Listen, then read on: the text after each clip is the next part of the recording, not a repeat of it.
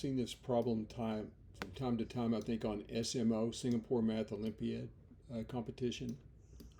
I've seen it a few times, I think, at the junior level. This website, Think Thrice, not Think Twice.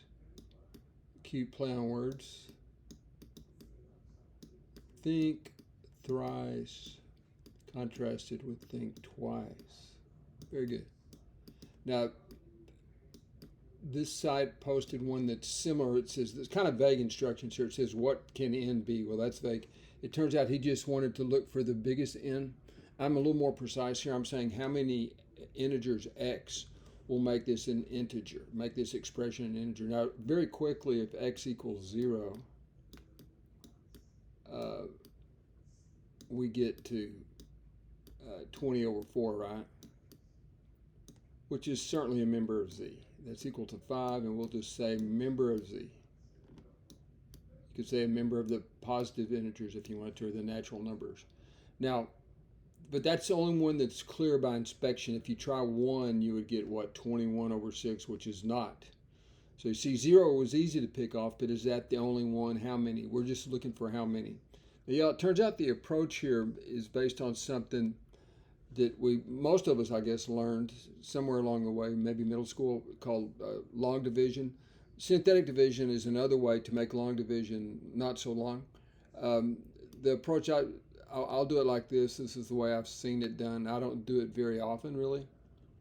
But the idea is to do a long division, and the quotient part will be guaranteed to be an integer. And all you have to do is look at the remainder over the divisor and make sure that's an integer, and that's the approach on the problem. Now, so what I'm going to do, I'll put a -5 out here,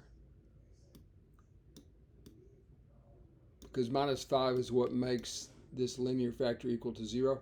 And then I'm going to write down these coefficients here. Now notice there's a bunch of zeros missing, so I'm going to put 1 here. There's a missing cubic, square, and linear term, so I'm going to write down zeros for those. So 0, 0, 0, and then the constant term is 20. Now, again, those of you who've done long division, you're going to see, I think you're going to appreciate this, because long division would be, it's doable, but it's just a little tedious, you know. So the approach here is just to bring down this constant right here. So I'm going to bring it here. Okay, now we take this number, multiply it, and then place the -5 right there. Okay. Now, what you do is just add, not subtract. You get this kind of this rinse and repeat little algorithm here. -5 times 5 is 25. I got to watch out here. And when you add it to that 0, you get 25 right here. Okay, -5 times 25 is -125.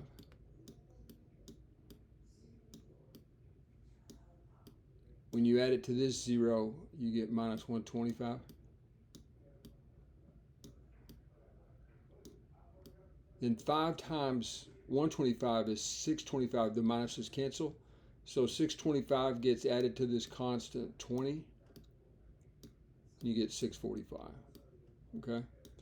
Now this 645 is interpreted as the remainder, and I've written down on the next line just to save a little bit of time. You see how the -5 ties it. This 1 is the coefficient of x cubed. This 1 right here, the -5 coefficient of x squared.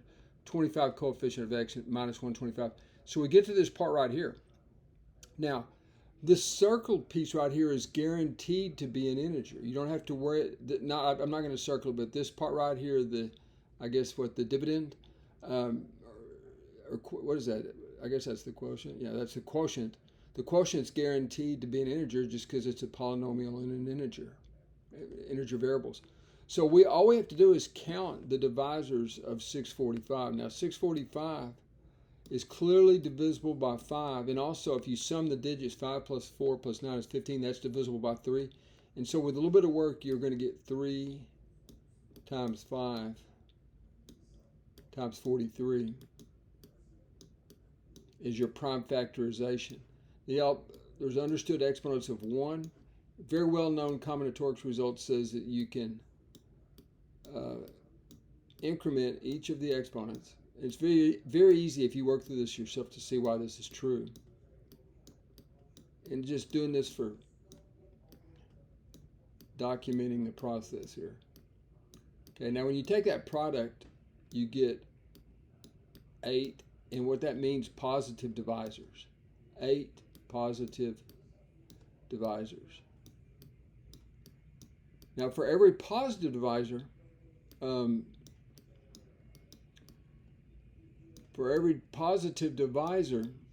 you have a corresponding negative divisor. So we have 16 total divisors. Half of them are positive, half of them are negative, right?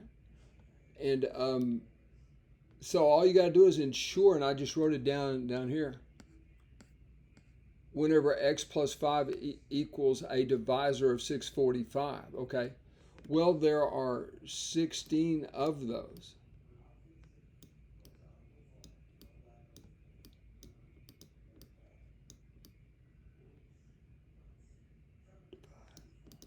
Divisors, okay?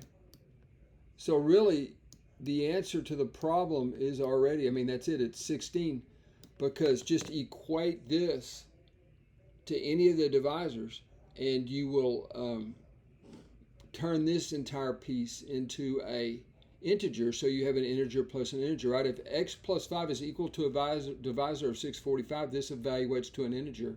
So you get an integer plus an integer, done. So this is the answer to the question.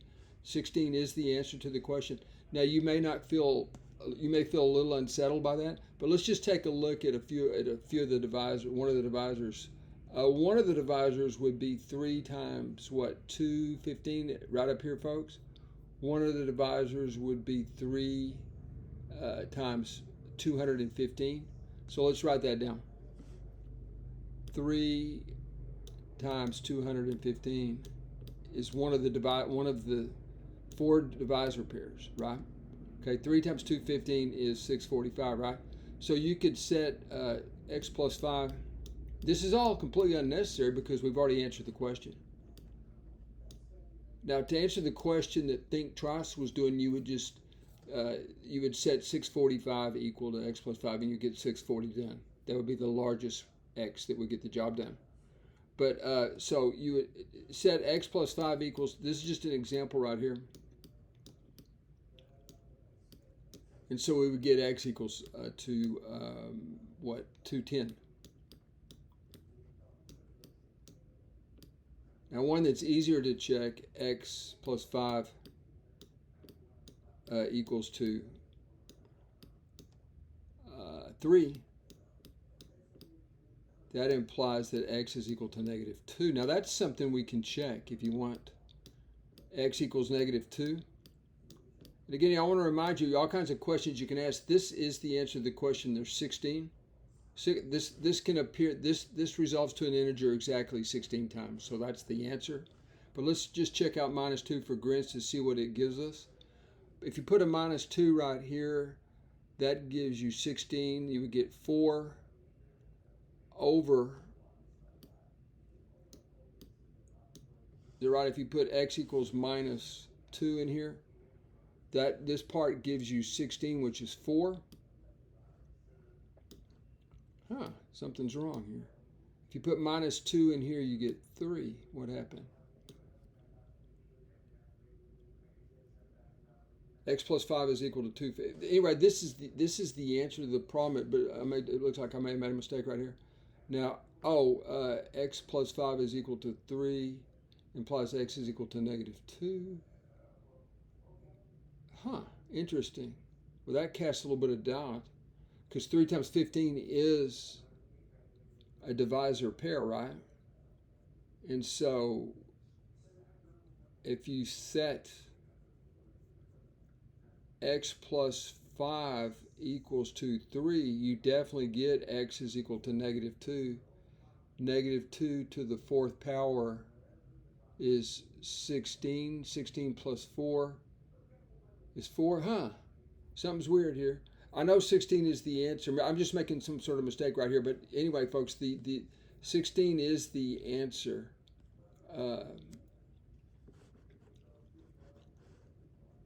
Right here.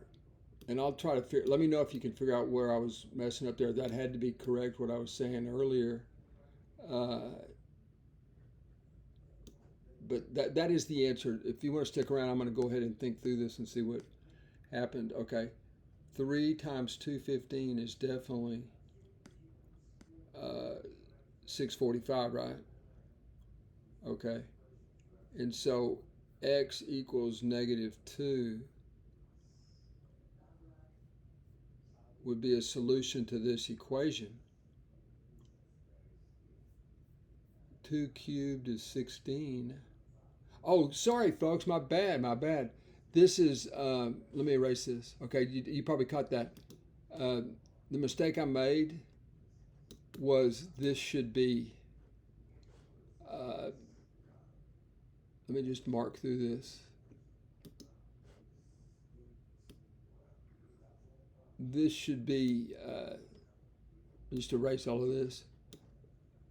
For this, when you get x is equal to -2, that would give us 36 over -2.